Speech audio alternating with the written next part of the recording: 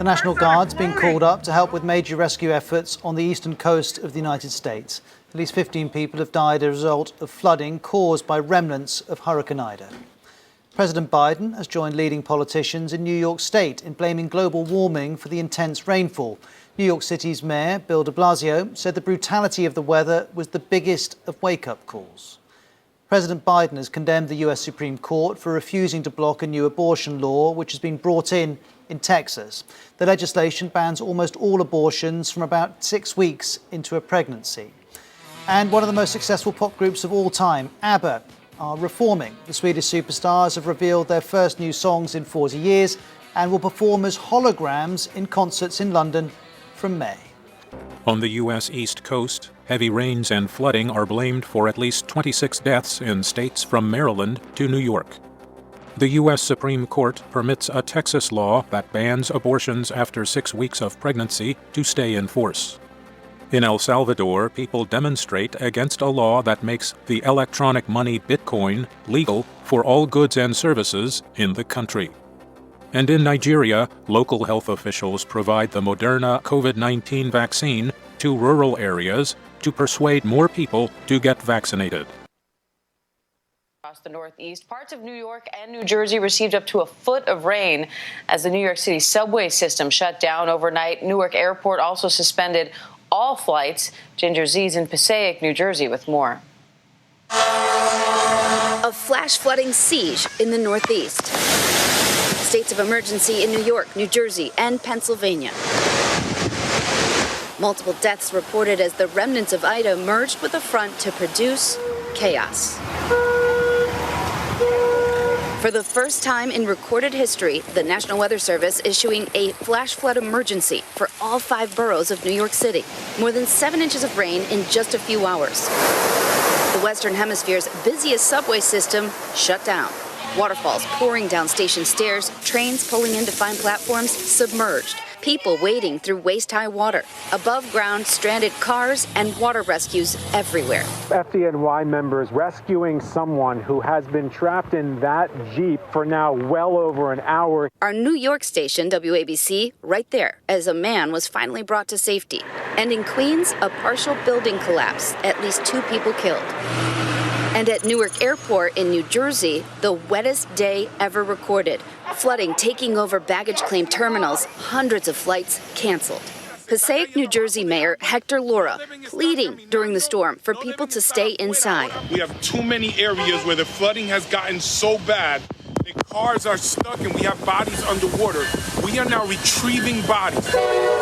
The same system torturing southern New Jersey and Pennsylvania earlier in the evening with at least 6 tornadoes. Look at that tornado! Nearly 25 homes in Mullica Hill, a total loss. Others shredded. See branches start to get carried by the wind past my house. The chair on our front porch got flipped, and it was nuts. In Horsham, Pennsylvania, the storm uprooting trees, tipping semis. And in Allegheny County, 41 people, mostly students, in this bus rescued. Experts attributing the frequency of these extreme rainfall events to human-caused climate change. In reality, what was once the 100-year flood, the flood that had about a 1% chance of happening any given year, isn't the 100-year flood anymore. And Ginger Z joins me live now from Passaic, New Jersey. Ginger, what's it like there right now? Well, the water is gone, but you can see a stranded vehicle there behind me. There's mud from the river, which is easily 2 blocks that way. And then this vehicle shows you how high the water was. There's a water line and a couple of little sticks that were likely debris left up there. So waist-high water. I've been talking to people around here. They said that the water was higher overnight than it was in Sandy. There are 2 people still missing here in Passaic, thought to have washed away in the river, at least 1 person dead. We're seeing debris fill the streets, and it's going to be a big day of people cleaning up not just their basements and first floors, but getting the roads cleared of vehicles. The roads, so many of them still closed this morning. It is really one of those moments, Diane, where you say, okay, this was so extreme, worse than we've ever seen. What's next? And Ginger, the fact that the water's all gone shows how quickly it comes and it goes. We have footage coming in now live from Connecticut, where the water is still there and rescues are underway. It's How dangerous is a situation like this, particularly when we had this combination last night of the tornado warnings and the flash flood warnings? Right. So we've got a flash flood emergency was issued. A flash flood emergency is different than just the regular flash flood warning, which, by the way, is deadly enough, right? I always say when there's a flash flood warning, don't go in your car. More than half the deaths in flash flooding happen in vehicles. So a flash flood emergency was what made this unique. And unique because the National Weather Service in New York issued it for the 5 boroughs of New York for the first time. Issued for exceedingly rare situations, severe threat to human life, just like we saw last night with catastrophic damage. The most unfortunate part as we see that rainfall of more than 8 inches across this large swath, 3 to 5 inch per hour rainfall rates. The part that bothers me the most is we've been talking about Ida's remnants hitting this front, causing severe flash flooding for days. In the last 24 hours, the warnings were there. The communication, obviously, did not get through. And that's the part we need to work on top of sustainability and finding a way to live in a new climate reality with extremes. We're looking at footage now from Philadelphia. You can just see the tops of cars. These cars are completely submerged in water there. How long, Ginger, do you think it's going to take for not only the Northeast, but the country to recover from Ida's damage from the Gulf Coast all the way up? Well, the video that you were just seeing is the Schuylkill River in Philadelphia. The mayor there asking people who live in flood zones to stay in place because the rain's been gone for hours, but the river has been rising. It should crest any moment. It is going to crest close to record stage. They are seeing significant flooding even after the water pulls away. So we won't know the extent of damage from Ida for a few days, but we already saw millions and millions of dollars in damage. 36 hours ago, I was still in New Orleans and still seeing all of the collapsed buildings and then the water still standing in some of those parishes. So many parts of this country now feeling exactly how the rest, I guess that brings us together in some sick way, even when you look at the fires in those extremes and all the people out of their homes this morning in South Lake Tahoe. It's amazing to see the broad impact this storm has had. Ginger Zee in Passaic, New Jersey. Ginger, thank you. A senior member of the Taliban has spoken about the new administration they're aiming to launch in Afghanistan. Abbas Stanekzai told BBC Pashto that while women will have the right to work in the new government, they won't hold any key cabinet posts. Maybe in this new government which has been announced, in the top post, I mean to say in the cabinet, they may not be women. Stanekzai said that women who already work for governmental ministries can come back and resume their jobs, but he said they'll be expected to follow Islamic rules and wear hijab. Yes, Afghan women are allowed to work because they have the right. Nothing will be banned on them. The international community is closely watching whether women's rights will be protected in education and employment under the new government the Taliban is preparing to launch. Attention is focused on whether the Taliban-led regime will be a comprehensive one that takes in a wide range of forces in the country, including different ethnic groups, to stabilize politics and security. Japanese self-defense forces are leaving Pakistan, where they kept transport aircraft on standby for their mission to evacuate Japanese people and others from Afghanistan. An SDF aircraft left an airport in Pakistan's capital, Islamabad, Thursday afternoon. 2 other SDF planes are also scheduled to leave the capital. The 3 planes are due to arrive in Japan as early as Friday. Ground Self-Defense Force Chief of Staff General Yoshida Yoshihide praised the personnel, saying they did their best faced with a tight deadline and unstable security situation. The SDF ferried 1 Japanese woman to Islamabad last week. They also airlifted 14 Afghans at the request of the United States. We turn now to the political situation in Japan. The Liberal Democratic Party is the senior partner in the ruling coalition, and its lawmakers are gearing up for a leadership election later this month. Prime Minister Suga Yoshihide hopes to be re-elected. He plans to change party executives and the cabinet next week to lay the groundwork. Suga met LDP Secretary General Nikai Toshihiro Thursday and expressed his intention to run. They're thought to have discussed how party executives should be changed, including who should replace Nikai.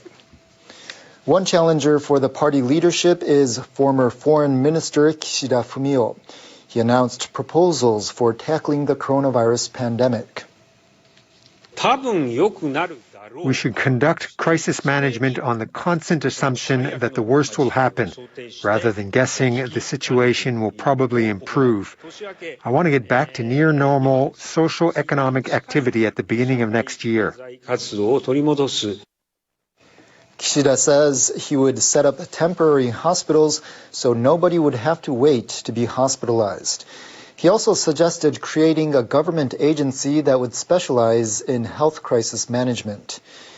Anyone who wants to run for the leadership needs backing from 20 party lawmakers.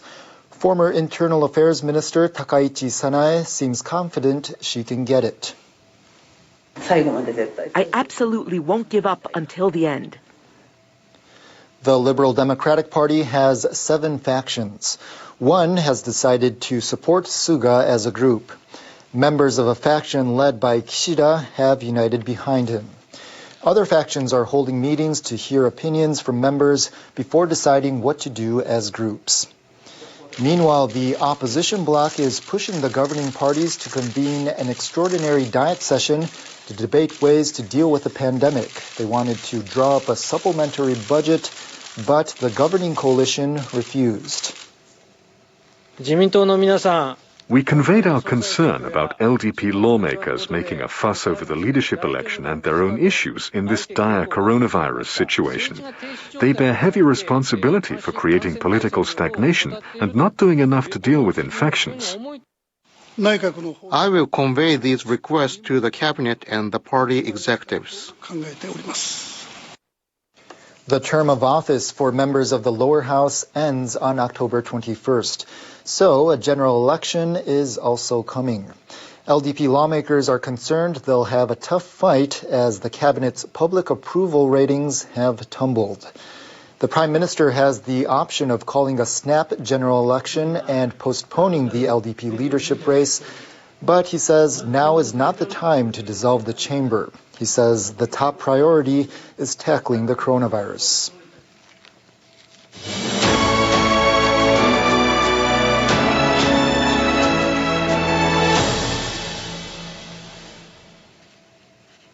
Iran's leading female athlete, Zahra Nemati, has topped the podium for the 3rd consecutive time in the women's individual archery. The 36-year-old Nemati faced off against Italy's Vincenza Petrelli in the recurve final. Their score was tied after 5 sets, and Nemati eventually won in a shoot-off. Nemati used to compete in Taekwondo until a car accident when she was 18 left her with spinal cord injuries. She won the archery individual event at the 2012 London Paralympics and became the first ever Iranian woman to win a gold medal.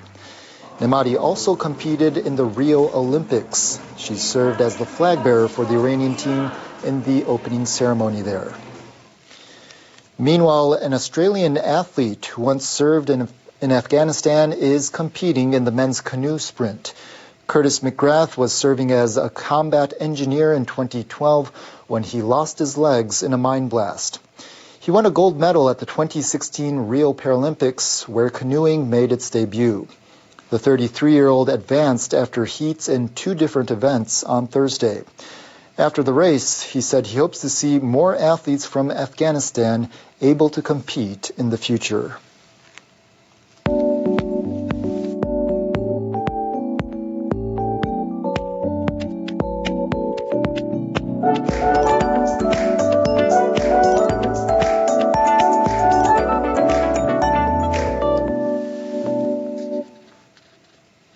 A park in Toyama Prefecture, central Japan, has opened a playground on a trial basis with special equipment for children with disabilities. The prefectural government launched the trial in the city of Toyama on Wednesday. The inclusive park has a swing designed to